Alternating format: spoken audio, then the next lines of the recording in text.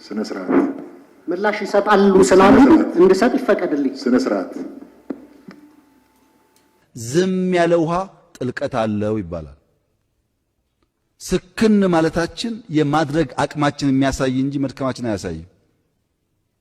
አንዳንዱን ቸል ብሎ ማለፍ ያስፈልጋል፣ መስከን ያስፈልጋል። ስነ ስርዓት ምላሽ ይሰጣሉ ስላሉ እንድሰጥ ይፈቀድልኝ። ስነ ስርዓት ስለዚህ እርሶም ከስሜትም ነፃ ይሁኑ፣ ይረጋጉ። በእርጋታ ነው ሀገር የሚመራ። ማይክሮፎን መንካት የተከለከለ ነው አፈ ጉባኤው እስካልፈቀደ ድረስ። ይሄ እኮ ትልቅ ምክር ቤት ነው። ሀገር በስርዓት የሚመራበት ነው። በስሜት ተነስተን እንዲምናረግ ከሆነማ ሀገር እንዴት ነው የምንመራው? ይሄ አግባብነት አይጠበቅም ከአንድ ምክር ቤት አንድ ይሄ እንዲመዘገብ በዚህን ጊዜ ከኢትዮጵያ ጋር ስነ ስርዓት እርስዎ እንደ ልብ እንደተናጉኛ እናገራለን። የስነ ስርዓት ችግር አድምተን እናገራለን። ሀሳባቸውን ነው የገለጹ ያለው። የስነ ስርዓት ጥያቄ አለ የለውም። ይሄ ሞሽኑን ካቀረቡት ጥያቄ የሚያቀርቡት ሞሽኑን ያቀረቡት ወይም በተከበረው አፈ ጉባኤ እንጂ የተከበረው የምክር ቤት አባል ለኔ መልስ የሚሰጥ ከሆነ እኔ ተጻራሪ መልስ መስጠት ይችላል። እሺ መመለስ ይችላል። ስለዚህ ይሄ ምክር ቤት ነው። የተከበሩ እርሶም ሐሳቦትን አንጸባርቀዋል። ምክር ቤት ነው። ሌላው ምክር ቤት አባል እኮ ሐሳቡን ማንጸባረቅ አለበት። ይሄ ደግሞ መብት ነው። እርሶ በተለያየ መንገድ በዘለፋም ይሁን በተለያየ መንገድ ሐሳቦትን ሲገልጹ ሁሉም ሰው ዝም ብሎ አዳምጧል። እርሶ ባነሱት ሐሳብ ላይ ደግሞ ምላሽና ማብራሪያ ሌላው ሰው ይሰጣል። አፈ ጉባኤው ብቻ አይደለም የሚሰጠው፣ መንግስት ተጠሪ ብቻ አይደለም የሚሰጠው። እያንዳንዱ የምክር ቤት አባል የራሱ መብት አለው። አቋም የመያዝ መብት አለው። ሐሳብ የመስጠት መብት አለው። ስለዚህ እርሶም ከስሜትም ነፃ ይሁኑ፣ ይረጋጉ። በእርጋታ ነው ሀገር የሚመራው። ዝም ያለ ውሃ ጥልቀት አለው ይባላል። ስክን ማለታችን የማድረግ አቅማችን የሚያሳይ እንጂ መድከማችን አያሳይም። አንዳንዱን ቸል ብሎ ማለፍ ያስፈልጋል፣ መስከን ያስፈልጋል። ዶክተር አብይ እርሶ ለዚች ሀገር አመራርነት አይመጡንም መውረድ አለብዎት ብለንም የመናገር መብት አለ። መንግስት ህግና ስርዓትን አያስከብር አንልም። የአንድ መንግስት ትልቁ ኃላፊነት እንደውም እና ዋነኛው ኃላፊነቱ የዜጎቹን ሰላምና ደህንነት ማስጠበቅ። ማንም ሰው ከህግ በላይ አይደለም። ማንም ሰው ከሀገር በላይ አይደለም። ሀገር ከምትፈርስ ወንጀለኞች ለፍትህ መቅረብ አለባቸው። እሱ ላይ ድርድር የለም። ነገር ግን ይሄን አይነት አቋም ሲያራምድ የነበረ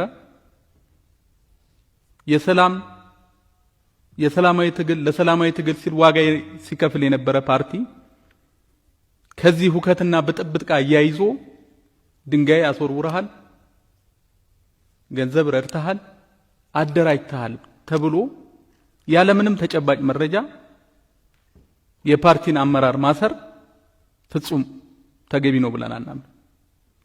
ይሄን የምንለው አሁንም ማንም ሰው ከህግ በላይ ሆኖ አይታሰር አይደለም።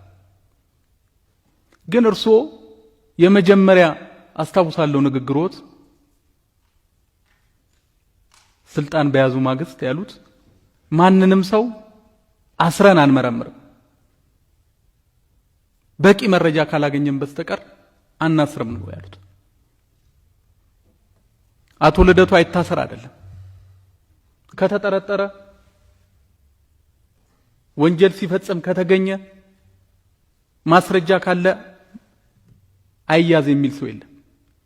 ግን ከያዙ በኋላ መረጃ እሱን እስር ቤት አስቀምጦ መረጃ ማሰባሰብ ከበፊቱ ካለፈው 27 ዓመት ስርዓት የቀጠለ ጉዞ ነው የሚሆነው።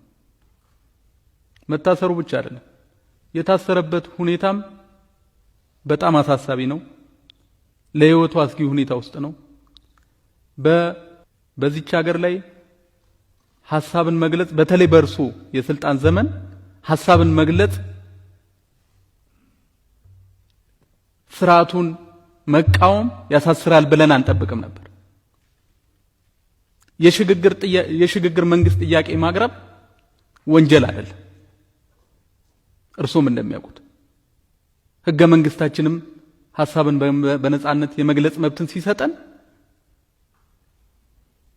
የፈለግነውን ሐሳብ ከኃይል አማራጭ ውጪ እንድናቀርብ ነው። የሽግግር መንግስት አይደለም ዶክተር አብይ እርሶ ለዚች ሀገር አመራርነት አይመጥኑም መውረድ አለብዎት ብለንም የመናገር መብት አለ። ይሄንን መብት ይሄ መንግስት ሳይሆን የሰጠን በተለይ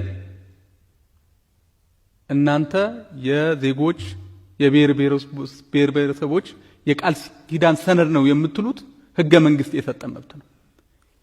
ይሄን መብት ኤክሰርሳይዝ እንድናደርገው ነው ማበረታታት ያለብን።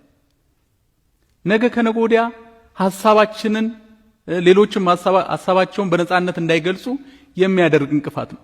ስለዚህ በተፈጸመ ሁከትና በጥብጥ ሰበብ የተለየ ሐሳቦች ያላቸውን የፖለቲካ አመራሮች ማሰር ተገቢ ነው ብለን አናምንም። መንግስቶት በዚህ በኩል አስፈላጊውን የእርምት እርምጃ ቢወስድ ጥሩ ነው ብዬ እላለሁ። በመጨረሻ ግን አንድ